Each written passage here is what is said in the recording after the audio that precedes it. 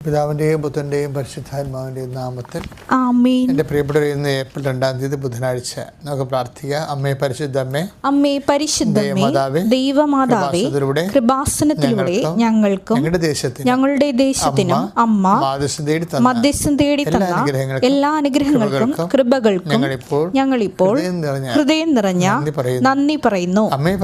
അമ്മേ പരിശുദ്ധമ്മേ, ദൈവമാതാവേ, 2004 ഡിസംബർ 7 ഉച്ചകഴിഞ്ഞ് 2:30 കൃപാസനത്തിൽ സംഭവിച്ച അമ്മയുടെ പ്രത്യക്ഷപ്പെടലിനെ കുറിച്ച് തിരുസഭയ്ക്ക് സമർപ്പിച്ചിരിക്കുന്ന പഠനരേഖകളുടെ മേൽ സഭാത്മകമായ പഠനങ്ങൾ ആരംഭിക്കുവാൻ ഞങ്ങൾ പ്രാർത്ഥിക്കുന്നു.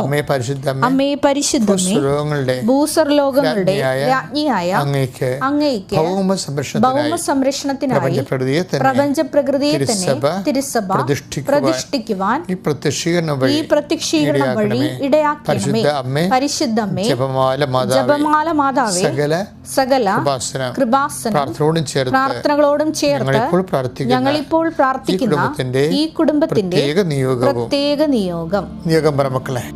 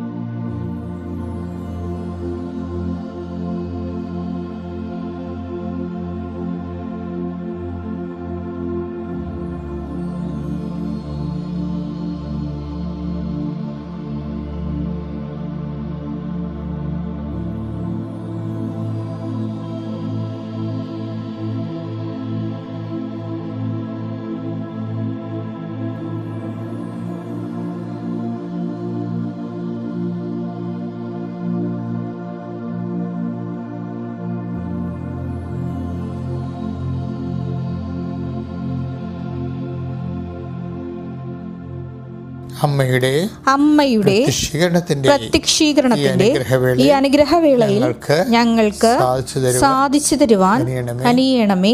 ആമേൻ. വിശ്വാസ പ്രമാണം. സർവശക്തനായ പിതാവും ആകാശത്തിന്റെയും ഭൂമിയുടെയും സൃഷ്ടാവുമായ ദൈവത്തിൽ ഞാൻ വിശ്വസിക്കുന്നു.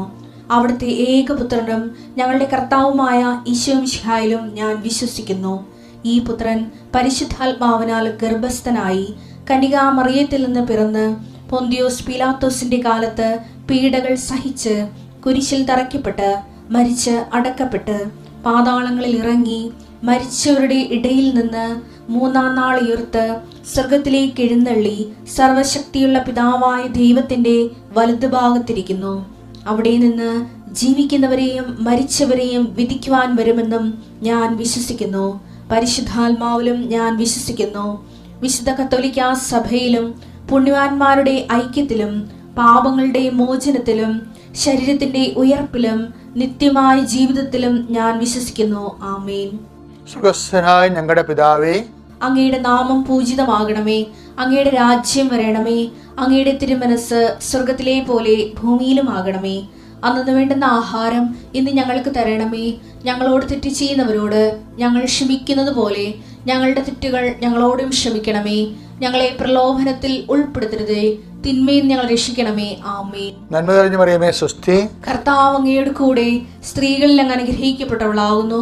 അങ്ങയുടെ ഉദരത്തിൻ ഫലമായി ഈശോ അനുഗ്രഹിക്കപ്പെട്ടവനാകുന്നു. പരിശുദ്ധ മറിയമേ, തമ്പുരാന്റെ അമ്മേ, പാപികളായ ഞങ്ങൾക്ക് വേണ്ടി ഇപ്പോഴും ഞങ്ങളുടെ മരണസമയത്തും തമ്പുരാനോട് അപേക്ഷിക്കണമേ. ആമേൻ. എൻ്റെ പ്രിയപ്പെട്ടവരെ, കർത്താവിന്റെ ഉന്നതമായ നാമത്തിന് സ്വസ്ഥം ചെയ്യുന്നു. കർത്താവിന്റെ വിശുദ്ധ പൗരോഹിത്യത്തെ മഹത്വപ്പെടുത്തണമേ.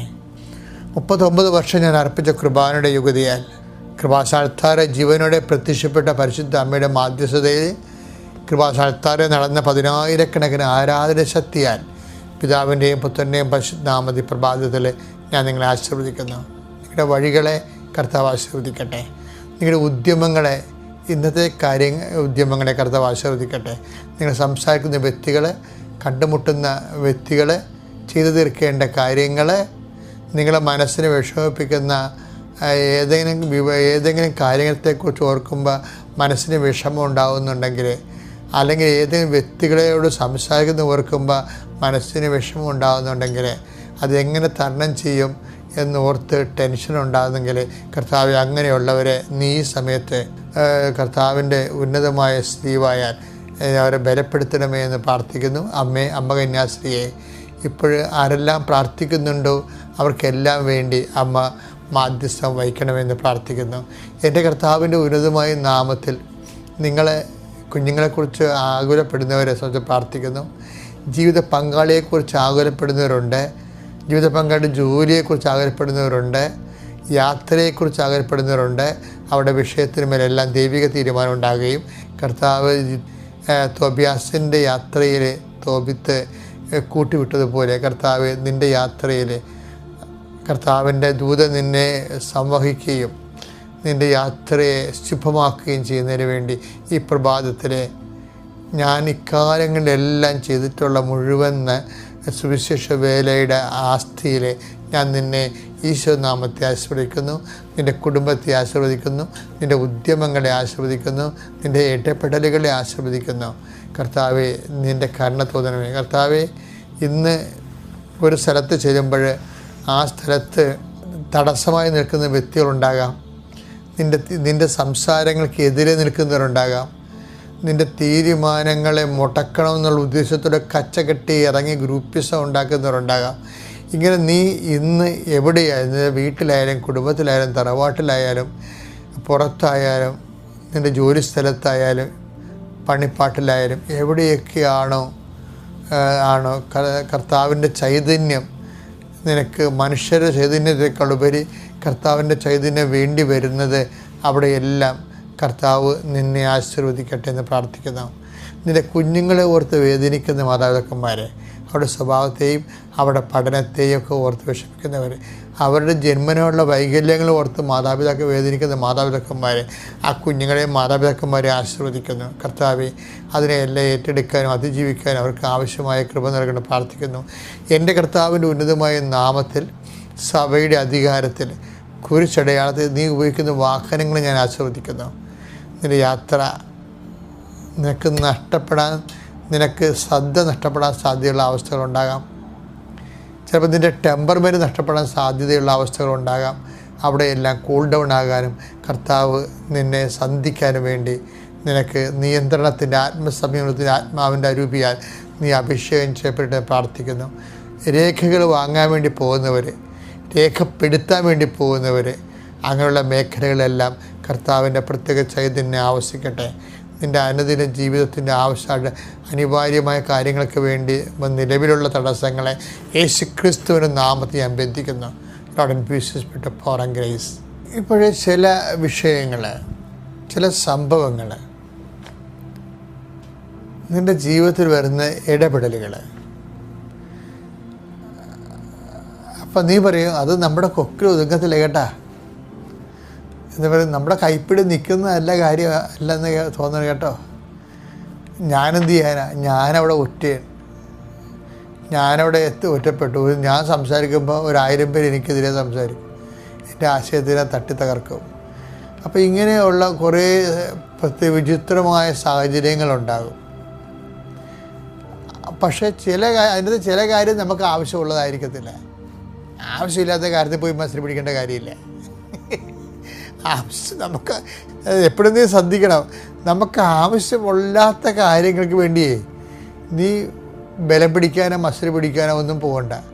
അത് ആരുടെങ്കിലും ഇട്ട് ചെയ്യട്ടെന്ന് വിചാരിക്കണം. മിണ്ടാതിരിക്കണം. വെറുതെ സംസാരിച്ച് എനർജി കളയണേ എന്തിനാ? കാര്യം നീ വല്ലതും സംസാരിച്ചതിന് ശേഷം അതിൻ്റെ എതിർകട ചെയ്യാൻ വേണ്ടി നിൻ്റെ മനസ്സിലാക്കിയിട്ട് അതിൻ്റെ എതിർകട ഒരു ക്യാൻവാസിങ് നടത്താൻ വേണ്ടി ഉദ്ദേശിക്കുന്ന ആൾക്കാരുണ്ടാകും. അവിടെയൊക്കെ നിൻ്റെ മനസ്സിരിപ്പ് പറയാതിരിക്കുന്നതായിരിക്കും നല്ലത്. ഞാനിപ്പോൾ ഇതിന് പറയാൻ കാര്യം ഇതൊന്നുമല്ല. എന്ന് വെച്ച് കഴിഞ്ഞാൽ ജീവിതത്തിൽ ചില വിഷയങ്ങളുണ്ടല്ലോ നമ്മൾക്ക് കൈകാര്യം ചെയ്യാൻ പറ്റുന്നതായിരിക്കത്തില്ല. അതെപ്പോഴും ഓർത്തേക്കണം. ഒരു ജീവിതത്തിലെ ഒരു ദിവസം 10 വിഷയം ഉണ്ടെങ്കിൽ 10ൽ ചിലപ്പോൾ ഒരു 5 വിഷയവും നമ്മുടെ കൈപ്പിടി ഒതുങ്ങണമായിരിക്കത്തില്ല. അപ്പം എന്തു ചെയ്യണം? സാധാരണ പുരാതന മനുഷ്യൻ, ദൈവമായിട്ട് അടുപ്പമുള്ള മനുഷ്യൻ എന്തു ചെയ്യും? മനുഷ്യൻ അത് ദൈവത്തെ അതിൻ്റെ അകത്ത് കക്ഷി ചേർക്കാൻ വേണ്ടി നോക്കും. ദൈവത്തെ കക്ഷി ചേർക്കണമെന്ന് നോക്കുമ്പോൾ എപ്പോഴും നമ്മൾ ശ്രദ്ധിക്കേണ്ടത്, ഒരു വിഷയത്തിൽ നമ്മുടെ കൈപ്പിഴ ഒതുങ്ങണില്ല എന്ന് കണ്ടാൽ പിന്നെ എവിടെ ഒതുങ്ങും? പിന്നെ ദൈവത്തെയാണ് അവിടെ കക്ഷി, ദൈവത്തിൻ്റെ ഇടപെടൽ മാത്രമേ അവിടെ നടക്കത്തുള്ളൂ. അപ്പോൾ ദൈവത്തിൻ്റെ ഇടപെടൽ, ദൈവത്തെ ഇടപെടുത്തണമെങ്കിൽ എന്ത് ചെയ്യണം? ദൈവത്തെ ഇടപെടുത്തണമെങ്കിൽ ചെയ്യേണ്ട പരിപാടി, ദൈവത്തിന് മനസ്സിലാകണം നമ്മൾക്ക് വേറെ ഒരു ചാൻസ്, വേറെ ഒരു ഓപ്ഷൻ ഇല്ല എന്ന് മനസ്സിലാക്കിയിട്ട് അത് ദൈവത്തിന് മനസ്സിലാക്കി കൊടുക്കണം. അത് വളരെ തന്ത്രപരമായ ആധ്യാത്മിക തന്ത്രത്തിലുള്ളതാണ്. എന്ന് വെച്ച് കഴിഞ്ഞാൽ എന്താ തന്ത്രം എന്ന് വെച്ചാൽ കുതന്ത്രം എന്നല്ല ഞാൻ ഉദ്ദേശിക്കുന്നത്. എൻ്റെ ആധ്യാത്മികമായ തന്ത്രം എന്ന് പറയുന്നത്, നമ്മൾക്ക് ഒരവലംബമില്ലെങ്കിൽ, നമ്മൾക്ക് അവലംബമില്ല എന്നുള്ള കാര്യം. ഇപ്പം ഇന്ന് നീ എന്തെല്ലാം കാര്യം നിനക്ക് ചെയ്യാനുണ്ട്, ചില കാര്യം നിനക്ക് അവലംബമില്ല, ആശ്രയിക്കാൻ ആളില്ല അവിടെ. അപ്പോൾ ആശ്രയിക്കാൻ ആളില്ലെങ്കിൽ എപ്പോഴും നിങ്ങൾക്ക് എൻ്റെ സഹോദരൻ പറയണം, ഞാനും ഇപ്പം 50 കൊല്ലമായി സഭയിൽ വന്നിട്ട്.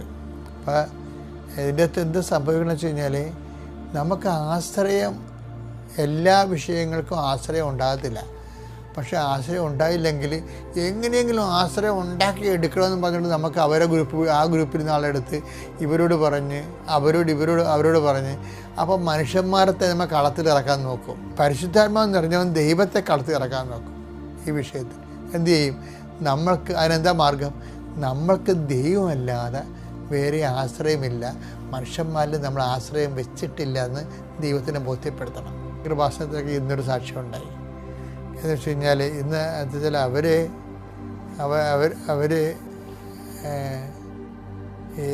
20 ലക്ഷം രൂപ വേണം അവർക്ക് അയർലൻഡിൽ പോകാൻ വേണ്ടി. അപ്പോൾ അവരൊരു ദിവസം എപ്പോഴാണെന്ന് ഓർക്കണില്ല, എന്നോടൊന്ന് ചോദിച്ചു. അവർ നേഴ്സ്, 25 കൊല്ലമാണ് നേഴ്സാണ്, പക്ഷേ ഇവരൊക്കെ ഒരിടത്തും ഒരു പച്ച പിടിച്ചിട്ടില്ല. അപ്പം അവർക്ക് ആ സ്വപ്നങ്ങളൊക്കെ അവർ കളഞ്ഞ് കുളിച്ച് അവസാനിപ്പിച്ചിരിക്കുകയാണ്. കൃപാസനത്തിൽ ആ വാഗ്ദാനപ്പെടാത്ത ഇരിക്കുന്ന ഒരു വിഷയം വസ്തു എന്താണ്? അഹ്റോൻ്റെ വരണ്ട വടി തളർത്തതാണ്. അപ്പോൾ അതാണ് നമ്മൾ പച്ച മെഴുതിരി ഉപയോഗിക്കുന്നതിൻ്റെ കാരണം. അതാണ് ഒരു ദിവസത്തെ വൈകുന്നേരത്തെ പ്രാർത്ഥനയ്ക്ക് നമ്മൾ പച്ച മെഴുതിരിയല്ല ഉപയോഗിക്കണത്. അപ്പോൾ അതിൻ്റെ പച്ചപ്പ് വരും എന്നുള്ള ഉണങ്ങിപ്പോയി. അപ്പോൾ ഈ നേഴ്സിനെ സംബന്ധിച്ചിടത്തോളം എന്ന് വെച്ച് കഴിഞ്ഞാൽ, നേഴ്സ് 25 കൊല്ലമായ ഒരു നേഴ്സാണ്. പക്ഷേ എന്താ പറ്റി? ഇതുവരെയൊക്കെ ഒരിടത്തും പോകാൻ പറ്റിയിട്ടില്ല. അവിടെ പിന്നെ അവരുടെ ജീവിതവും കുടുംബവും ഒക്കെ ആയിട്ട് നടന്ന് ആ ടൈമെല്ലാം പോയി. 25 കൊല്ലമായി. ഇപ്പോൾ നല്ല വീട്ടമ്മയാണ്. അപ്പോൾ ഒരു ദിവസം വന്ന് എന്നോട് ചോദിച്ചേ, അച്ഛാ, ഞാൻ യൂറോപ്പിൽ പോകാൻ വേണ്ടി എന്നോട് ആവശ്യപ്പെടുന്നുണ്ട് ചിലർ, അത് നടക്കുമോ അച്ഛാന്ന് ചോദിച്ചു. ആ പൈസ ഞാൻ കൊടുക്കണോ വേണ്ടേ എന്ന് എന്നോട് ചോദിച്ചു. 20 ലക്ഷം രൂപ.